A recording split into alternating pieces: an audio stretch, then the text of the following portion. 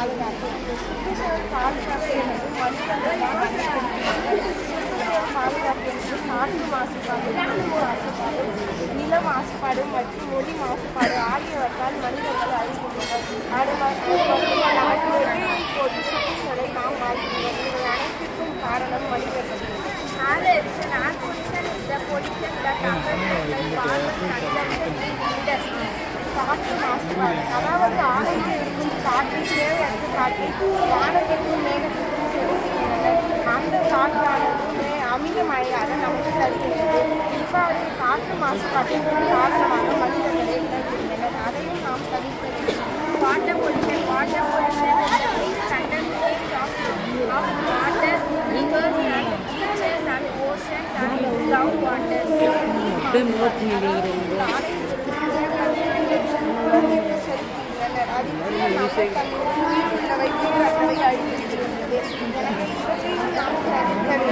Noise pollution is the condition where there is disturbed sound and noise.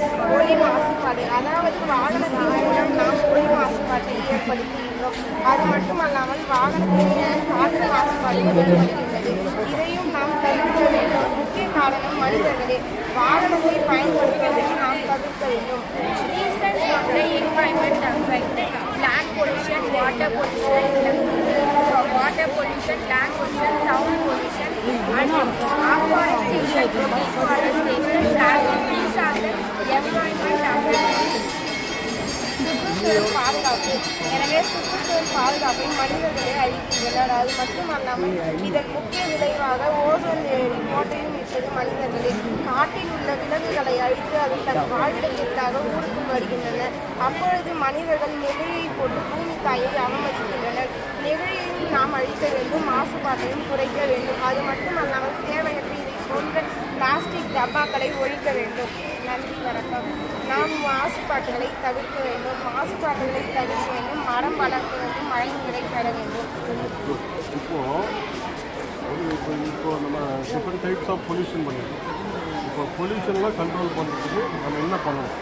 Plans வந்து நிறைய பிளான்ட்டை நம்ம cultivate பண்ணணும். வாகனம் வந்து பயன்படுத்தக்கூடாது. வாகனம் பயன்படுத்தினால வந்து அது நாய்ஸ் பொல்யூஷன் தான் நடக்குது. வாகனம் பயன்படுத்துறதுனால எல்லாமே வாகனம் பயன்படுத்திட்டு தான் இருக்கணும். அதுக்கு என்ன ஆல்டர்னேட்டிவ்? அதுக்கு நம்ம வந்து மக்களிடையே நம்மளால் முடிஞ்ச வேலைன்னா ஒரு விழிப்புணர்வு ஏற்படுத்தணும். ரொம்ப கேஸ் இந்த வண்டிலாம் யூஸ் பண்ண எல்லாருமே நிறைய டூவீலர் வச்சு நம்ம போகிறோம். அதை யூஸ் பண்ணலாமா? இல்லை பப்ளிக் டிரான்ஸ்போர்ட்டை யூஸ் பண்ணலாமா? பப்ளிக் டிரான்ஸ்போர்ட்டை அதிகமாக யூஸ் பண்ணலாம் இல்லையா? அப்போ உடனே பொல்யூஷன் குறையும். அந்த டூவீலர் வந்து கேரோசின், பெட்ரோல், நிறைய பிளாஸ்டிக்லாம் தாண்டி தான் சார் அவங்க போகிறாங்க. ஆனால் அது கண்டுபிடிக்கல. ஏன்னா அது வந்து அவங்க கண்டுபிடிக்கல. நம்ம வந்து அதுக்காக விழிப்புணர்வு ஏற்படுத்தணும். சார், இந்த ஒருத்தர்